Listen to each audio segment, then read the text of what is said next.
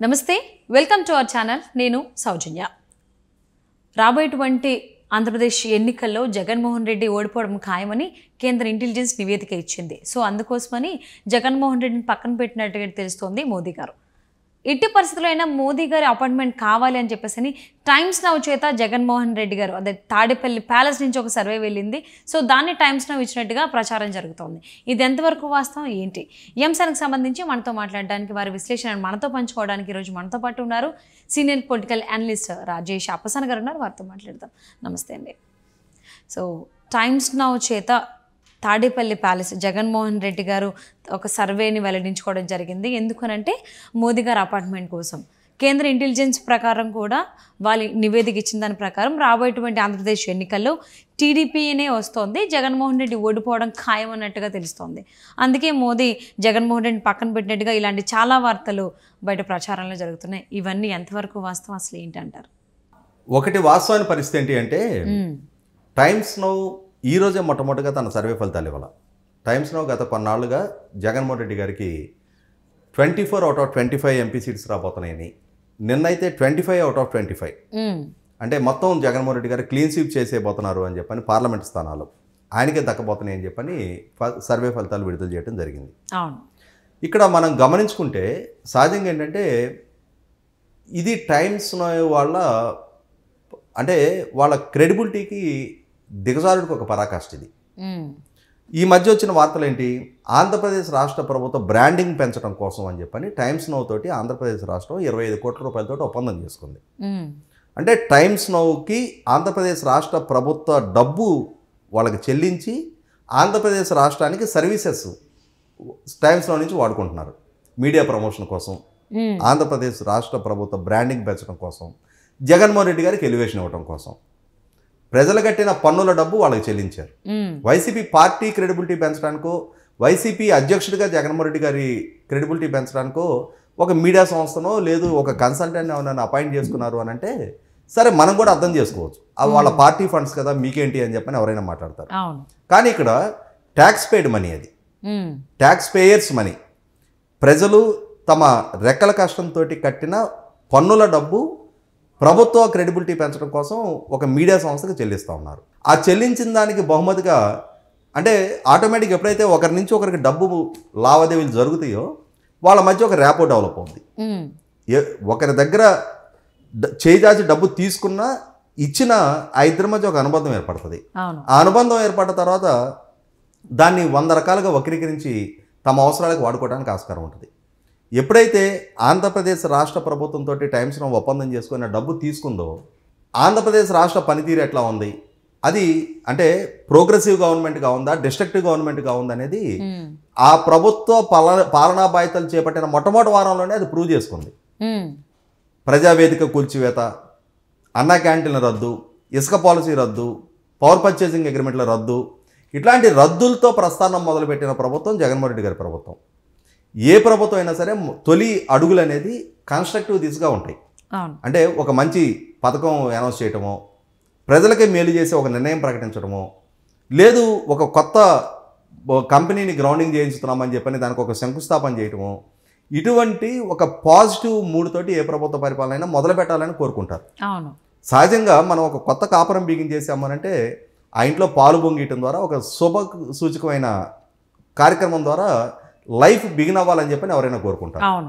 అటువంటి సందర్భంలో మనకి జగన్మోహన్ రెడ్డి గారి పరిపాలన ఎట్లా మొదలైంది, డిస్ట్రక్టివ్ యాటిట్యూడ్ తోటి, రద్దులతోటి, రాష్ట్ర ప్రయోజనాలకు భంగం కలిగే నిర్ణయాలతోటి, పెట్టుబడిదారుల మనోభావాలు దెబ్బతీసే నిర్ణయాలతోటి రాష్ట్ర పరిపాలన మొదలైంది. అటువంటి పరిపాలనని, అటువంటి ప్రభుత్వాన్ని బ్రాండింగ్ పెంచడానికి వీళ్ళు సిద్ధపడి ముందుకొచ్చి డబ్బులు తీసుకున్నారు అని అంటే ఖచ్చితంగా నువ్వు ఏ తప్పైనా చేయి, నీకు నేను అంటే నీలో ఏ లోపమైనా ఉండని నీకు అద్భుతంగా నేను మేకప్ చేసి నేను నీ పర్సనాలిటీ ఎలివేషన్కి నేను కృషి చేస్తా అని చెప్పని టెంపరీ డబ్బులు తీసుకున్నట్టేగా. ఆ తీసుకున్న నేపథ్యంలో ఇంకా వాళ్ళ క్రెడిబిలిటీ ఏముంటుంది అక్కడ? ఒక మీడియా సంస్థగా తప్పుడు విధానాలతోటి పరిపాలన చేస్తున్న ప్రభుత్వాన్ని చక్కదిద్దాల్సిన బాధ్యత మీడియా సంస్థలది. ఫోర్త్ ఎస్టేట్ అంటారు. అంటే ఇవాళ లెజిస్లేషను, జ్యుడిషియరీ, ఎగ్జిక్యూటివ్ ఈ 3 వ్యవస్థలకి పోటీగా ప్రజల తరపున ప్రశ్నించే వ్యవస్థగా ఇవాళ మీడియాని మనం కొనియాడతాం. అటువంటి మీడియా ఇవాళ అమ్ముడుపోయింది అని అంటే ఆ అమ్ముడుపోయిన మీడియా ఇచ్చే ఫలితాలకి ఏం క్రెడిబిలిటీ ఉంటుంది? పైగా పదే పదే అదే ఫలితాలు రిపీట్ చేస్తూ వస్తున్నారు. ఇవాళ జగన్మోహన్ రెడ్డి గారి ప్రభుత్వం గత 4 సంవత్సరాల 6 నెలల 14 రోజులు వాటికి ఆయన పదవి బాధ్యతలు చేపట్టి ఇన్ని రోజులుగా ఎటువంటి వైఖరి పరిపాలన పరంగా ఎంచుకున్నారు? ఇవాళ జాతీయ స్థాయిలో వాళ్ళు సాధిస్తున్న పారామీటర్స్ ఒకసారి మనం గమనించుకుంటే ఇవాళ దేశంలోకెల్లా అత్యధిక వడ్డీకి అప్పులు తెస్తున్న రాష్ట్రం, బడ్జెట్ పరిమితి దాటి అత్యధిక అప్పులు చేస్తున్న రాష్ట్రం, మహిళల గౌరవానికి భంగం కలుగుతున్న కేసుల్లో దేశంలో నెంబర్ 1 స్థానంలో ఉన్న రాష్ట్రం, రైతు ఆత్మహత్యలో దేశంలో 3వ స్థానంలో ఉన్న రాష్ట్రం, కౌలు రైతుల ఆత్మహత్యలో దేశంలో 2వ స్థానంలో ఉన్న రాష్ట్రం, ఉమెన్ ట్రాఫికింగ్ గతంలో పవన్ కళ్యాణ్ గారు ఆ అంశం పట్ల లేవనెత్తి ప్రశ్నించారు అని చెప్పని ఆయన మీద మహిళా కమిషన్ నోటీసులు ఇచ్చింది ఆయనకి. కానీ అంతిమంగా పార్లమెంట్లో కేంద్ర ప్రభుత్వం స్పష్టం చేసింది ఇన్ని వేల మంది మహిళలు మిస్ అయ్యారు ఆంధ్రప్రదేశ్ రాష్ట్రం నుంచి అని చెప్పని. అప్పుడు డీజీపీ కూడా అడ్మిట్ అవ్వడం జరిగింది. ఎటువంటి సంకేతాలు ఇస్తున్నారు ఇవాళ పరిపాలన ఏ దిశగా సాగుతూ ఉంది? ఇవాళ 8 సార్లు కరెంటు బిల్లులు పెంచిన రాష్ట్రం ఆంధ్రప్రదేశ్ రాష్ట్రం. కరెంటు బిల్లులు ఆయన రోల్ బ్యాక్ చేస్తా అన్నాడు. చంద్రబాబు నాయుడు గారి ప్రభుత్వం ఒక్కసారి కూడా కరెంటు బిల్లు పెంచుకున్నా కూడా బాధుడు ప్రజలన్నట్టు విరుస్తున్నారు అని చెప్పని దీర్ఘాలు తీసి మాట్లాడారు. నేను ప్రజల మీద ఈ భారం తగ్గిస్తానని చెప్పి అధికారంలోకి వచ్చిన ఆయన 8 సార్లు కరెంటు బిల్లులు పెంచారు. నేను ప్రత్యేక హోదా సాధిస్తా అన్నాడు, జాబ్ క్యాలెండర్ రిలీజ్ చేస్తా అన్నాడు, మెగా డిఎస్సి కండక్ట్ చేస్తా అన్నాడు, వలసలు లేని ఉపాధి కల్పిస్తా అన్నాడు యువతకి. ఇవాళ ఏ దిశగా ప్రభుత్వ పాలన నడుస్తుంది? నిన్న రిలీజ్ అయిన నేషనల్ స్టాటిస్టిక్స్ ప్రకారం అన్ఎంప్లాయిడ్ గ్రాడ్యుయేట్స్ జాతీయ స్థాయిలో 13.4% యావరేజ్ ఉంటే ఆంధ్రప్రదేశ్ రాష్ట్రం 24% యావరేజ్ తోటి వాళ్ళ దేశంలో అత్యధిక అన్ఎంప్లాయిడ్ గ్రాడ్యుయేట్స్ ఉన్నారు. ఏ పారామీటర్స్లో ఇవాళ రాష్ట్రం పురోగమించింది అని చెప్పని 25కి 25 పార్లమెంట్ స్థానాలు దక్కబోతున్నాయని చెప్పని టైమ్స్ నౌ సంస్థ ఏ ప్రాతిపదిక మీద వాళ్ళ ఫలితాలు రిలీజ్ చేశారు? ప్రజల నుంచి సేకరించిన అభిప్రాయమా, వైసీపీ పార్టీ శ్రేణుల నుంచి వెళ్ళిన అభిప్రాయం? అది 100కి 100 పాళ్ళు వైసీపీ పార్టీ వండి వార్చిన కథనాలని టైమ్స్లో ప్రకటిస్తుంది, ప్రచురణ చేస్తుంది అనేది అర్థమవుతుంది మనకి. తీసుకున్న కూలికి న్యాయం చేస్తున్నారు వాళ్ళు. మనకి ఒక సంఘటన మనం గుర్తు చేసుకుంటే ఇక్కడ ఉగాది సందర్భంగా పంచాంగ శ్రవణాలు జరుగుతాయి. సహజంగా మనం ఒక న్యూట్రల్గా ఉన్న పంతులు గారి దగ్గర కూర్చొని పంచాంగ శ్రవణం వింటే ఆయన ఇంపార్షియల్గా చెప్తారు. మన జాతకం ప్రకారం, మన నక్షత్ర ప్రకారం, మన రాసుల ప్రకారం ఆయన ఎటువంటి అనుకూలత ఉందా వ్యతిరేకత ఉందనే చెప్తారు. అదే మనం దండిగా సంభావన ముట్ట చెప్తున్నాం ఆయనకి.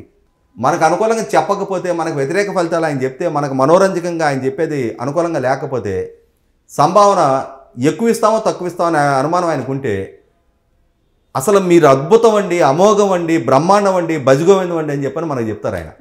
అంటే ఆయన చూసిన ఆయనకు అర్థమవుతున్న పంచాంగం ప్రకారం మనకి వ్యతిరేక ఫలితాలు రాబోతున్నాయి అనేది తెలుస్తున్నా కూడా మనకి మన మనసు రంజింపజేయని వార్తలు మనకు చెప్పరు ఆయన. ఆ ఫలితాలు మనకు చెప్పరు ఆయన. ఇదే విధంగా ఇవాళ జగన్మోహన్ రెడ్డి గారి దగ్గర డబ్బులు తీసుకుంటున్న మీడియా సంస్థ ఆయనకు అనుకూలమైన ఫలితాలు, ఆయన ప్రయోజనాలు సిద్ధించే ఫలితాలే విడుదల చేయడం ఖాయం. ఇందాక మీరు చెప్పినట్టుగానే ఖచ్చితంగా ఇవి కేంద్ర ప్రభుత్వానికి ఈ మాత్రం సమాచారం వాళ్ళకి చేరదా? ఏ సంస్థ ట్రాక్ రికార్డ్ ఏంటో వాళ్ళకి తెలీదా? ఇవాళ ఆల్రెడీ కేంద్ర ప్రభుత్వ ఇంటెలిజెన్స్ రిపోర్ట్స్ ప్రకారం ఆంధ్రప్రదేశ్ రాష్ట్రంలో జగన్మోహన్ రెడ్డి గారి ప్రభుత్వం పట్ల ప్రజలు తీవ్ర వ్యతిరేకతతో ఉన్నారు. రాబోతున్న ఎన్నికలు, ఏ రోజు ఎన్నికలు వచ్చినా సరే ప్రభుత్వానికి వ్యతిరేక తీర్పు ఇవ్వబోతున్నారు అని చెప్పనేది ఒక స్పష్టతతో కూడిన సమాచారం జగన్మోహన్ రెడ్డి గారికి ఉంది. ఆల్రెడీ వాళ్ళ ఇంటెలిజెన్స్ రిపోర్ట్లు జగన్మోహన్ రెడ్డి గారికి ఇచ్చున్నాయి. వాళ్ళ వ్యూహకర్తల సర్వే ఫలితాలు తెలియజేస్తూ ఉన్నాయి. కాబట్టే జగన్మోహన్ రెడ్డి గారు ఇవాళ ఇన్ని రకాల కుప్పిగంతులు పిల్లి మొక్కలు వేస్తూ ఉన్నారు. ఇక్కడ అభ్యర్థిని అక్కడికి, అక్కడ అభ్యర్థిని ఇక్కడికి మార్చే ప్రహసనం ఆయన మొదలు పెడతా ఉన్నారు. ఇంతమంది మంత్రులను కూడా డిజైన్ చేసుకునే ప్రయత్నం చేస్తున్నారు. నిన్నటి వరకు నా మంత్రివర్గం, నా బృందం అని చెప్పుకున్న తన సొంత సైన్యాన్ని వాళ్ళ తను డిజైన్ చేసుకునే ప్రయత్నం చేస్తున్నారు. కొత్త అభ్యర్థుల కోసం వెతుకులాడే ప్రయత్నం చేస్తున్నారు. ఇప్పుడు కొత్తగా సామాజిక సమీకరణాల పేరిట అభ్యర్థుల మార్పు చేర్పులకి ఇప్పుడు ప్రయత్నం మొదలు పెడతా ఉన్నారు. ఇవన్నీ ఆల్రెడీ జగన్మోహన్ రెడ్డి గారికి కూడా తెలిసిన అంశాలే. జగన్మోహన్ రెడ్డి గారికి తెలిసిన సమాచారం కేంద్ర ప్రభుత్వానికి తెలియదా? కేంద్ర ప్రభుత్వానికి కూడా ఎన్నికలు సమీపిస్తూ ఉన్నాయి. జగన్మోహన్ రెడ్డి గారు లాంటి ఒక ఫెయిల్యూర్ ముఖ్యమంత్రితోటి మేము కూడా సేల్ అవుతున్నాం అన్న భావన ఇవాళ అంతిమంగా భారతీయ జనతా పార్టీకి ఎటువంటి స్థితికి వాళ్ళని చేర్చింది అంటే ఆంధ్రప్రదేశ్ రాష్ట్రంలో మొన్నటి వరకు సిట్టింగ్ ఎమ్మెల్సీ పట్టభద్రుల నియోజకవర్గం నుంచి విశాఖపట్నం, విజయనగరం, శ్రీకాకుళం జిల్లాలకు సంబంధించి మాధవ్ అని ఆయన ఉండేవాడు. గత తెలుగుదేశం పార్టీతో అలయన్స్ పార్ట్నర్గా ఉన్న సందర్భంలో తెలుగుదేశం మద్దతుతో ఆయన సిట్టింగ్ ఎమ్మెల్సీగా ఉన్నాడు. ఓకే. ఆయన మన పోటీ చేస్తే డిపాజిట్ దక్కరా ఆయనకి. అంటే భారతీయ జనతా పార్టీకి అర్థం కావట్లేదా ఎందుకు ఆ ఫలితాలు వచ్చినాయి? భారతీయ జనతా పార్టీ స్థానిక నాయకులు విష్ణుకుమార్ రాజు గారు వంటి వాళ్ళు స్పష్టంగా చెప్పారు కదా, వైసీపీని భారతీయ జనతా పార్టీని ఒకే కాటాన కట్టేస్తున్నారు ఆంధ్రప్రదేశ్ ప్రజలు. ఇది మా భవిష్యత్తు ప్రయోజనాలకు విఘాతంగా మారబోతుంది అని చెప్పని ఆల్రెడీ భారతీయ జనతా పార్టీ నాయకులు ఒక స్పష్టత వచ్చేస్తున్నారు. కాబట్టి ఏంటంటే ఇటువంటి సందర్భంలో 100% ఇవాళ భారతీయ జనతా పార్టీ కేంద్ర నాయకత్వం కూడా అది రిలీజ్ అవుతానే ఉన్నారు.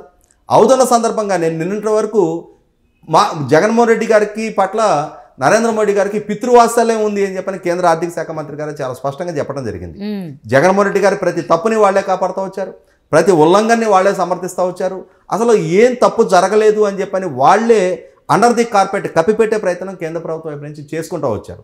అన్ని రకాల సహాయ సహకారాలు అందిస్తూ వచ్చారు. కాబట్టే జగన్మోహన్ రెడ్డి గారు ఆయన వ్యక్తిగత కేసులు ఆ వ్యక్తిగత హాజరు నుంచి కూడా మినహాయింపు పొందగలిగారు. సుదీర్ఘకాలం పాటు ఆయన ఇవాళ దేశంలోనే అత్యధిక కాలం బెయిల్ మీద ఉన్న నాయకుడికి ఇవాళ ఆయన చలమణ అవ్వగలుగుతున్నాడు.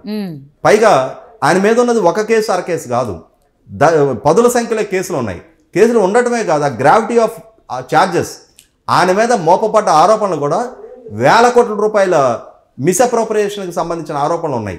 పైగా వాళ్ళ చిన్నాన్న గారి హత్య కేసు విచారణకి ఈయన ప్రతిబంధకాలు కల్పిస్తున్నాడు అని చెప్పని వాళ్ళ సొంత కుటుంబ సభ్యురాలు, వాళ్ళ సొంత చెల్లెలు, బాబాయ్ కూతురు ఆయన మీద ఆరోపణలు చేసి ఈ రాష్ట్ర పరిధి నుంచి విచారణ వేరే రాష్ట్రానికి బదలాయించుకోవడం జరిగింది.